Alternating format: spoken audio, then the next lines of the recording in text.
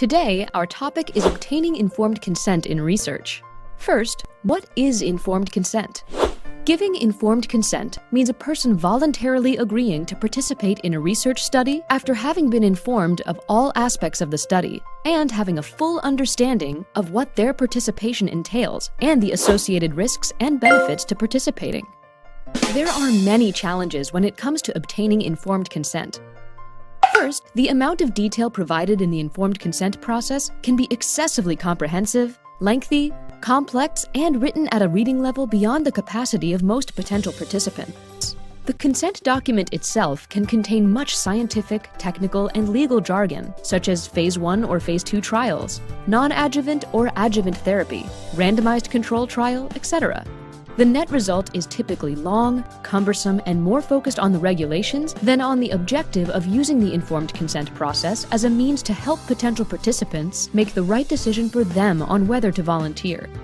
If the consent process is not communicated in language that is easily understood by potential participants, it can lead to confusion and hinder understanding and ultimately discourage participation.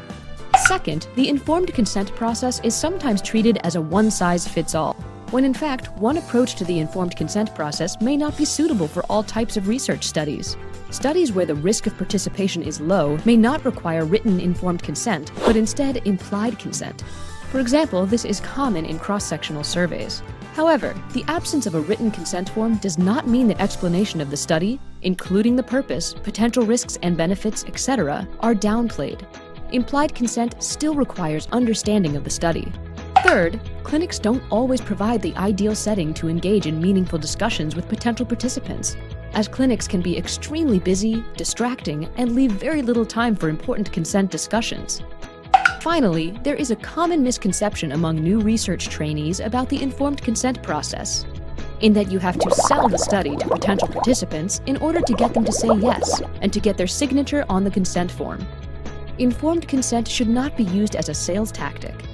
The goal is to supply potential participants with the information they need in a way that they can understand to make informed decisions about study participation, so that participants sign up for what they expect. Research shows that participants that understood their role in research were more likely to complete the study, so effective informed consent prevents later study withdrawal or misunderstanding about the study. So, how do we tackle these challenges? Here are 3 things you can do to prepare for recruitment. Number 1, be prepared to explain the study to potential participants. Read the study materials carefully and understand the details. Ask yourself, do I understand the ethical and/or scientific reasoning behind when to include or exclude participants?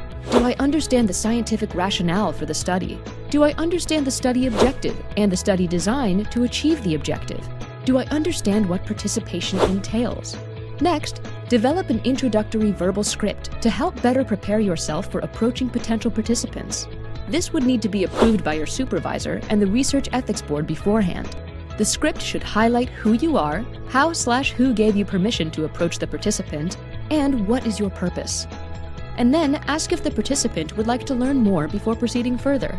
Check if the informed consent form or introductory verbal script is written in plain language, free of medical jargon or heavy legal language. You can translate some complex terms, such as randomization, control group, pilot of feasibility, to plain language.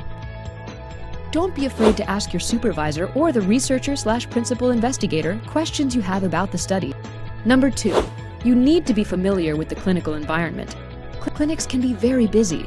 When recruiting in clinics, make sure that key clinic staff are aware of the research and are given opportunities to ask questions about the study. Usually, your supervisor will organize a meeting with the staff or present at clinic rounds in order to get clinical buy-in before recruiting, to bring more awareness to the study and to ensure that the study is not impeding clinical workflow. Another strategy here is to scope out your recruitment environment ahead of time.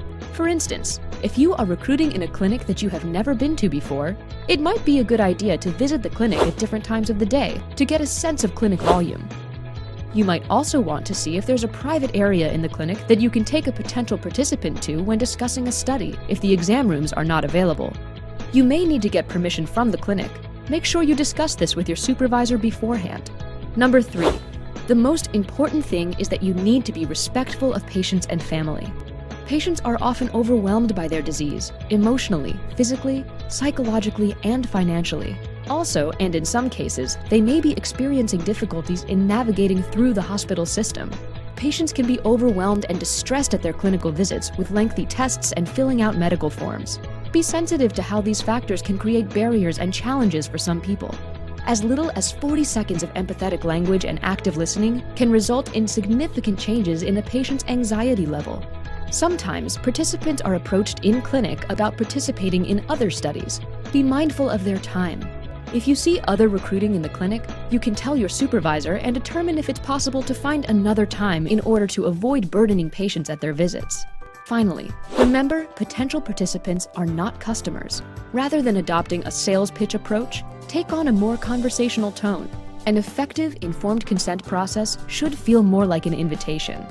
The goal is to provide potential participants with all of the information they need to make a fully informed decision before agreeing to participate in a research study, and to communicate the information to them in a health, literate, and meaningful manner so that they understand what is involved in the study and what the associated risks and benefits are.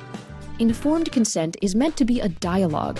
Participants should feel engaged in the discussion and know that they do not have to participate if they do not wish to.